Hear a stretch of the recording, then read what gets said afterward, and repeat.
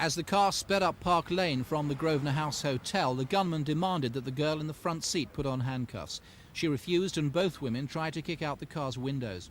The second girl broke the glass at the back of the car and screamed for help, but as it swerved towards Marble Arch, the driver pulled out a sawn-off shotgun and fired at point-blank range at the front seat passenger.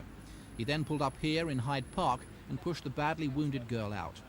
Her hysterical friend ran into the trees and stopped a passing car containing a doctor, an action which began a desperate attempt to save the shot girl's life. When you got to the scene, what did you find? I was fully expecting to find a dead person, but in actual fact that wasn't the case. There was a young girl in her 20s lying on the floor. She had been shot in the left shoulder. She had blood pouring down her arm. She was conscious, very distressed, in a lot of pain. What did you do for her? I had to quickly assess her breathing and her respiration and give her a pain injection. Did she say anything to you?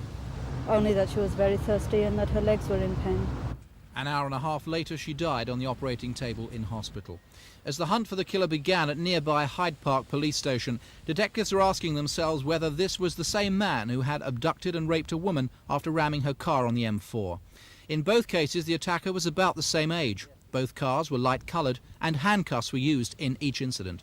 It's in the front of my mind. It would be ridiculous not to think that there was a possibility of them being linked. I have no direct evidence that they are. What sort of man do you think carried out the attack? A ruthless, cold-blooded killer. Tonight, the police made two urgent appeals. First, they want to trace witnesses who saw the car careering up Park Lane just before 10 last night.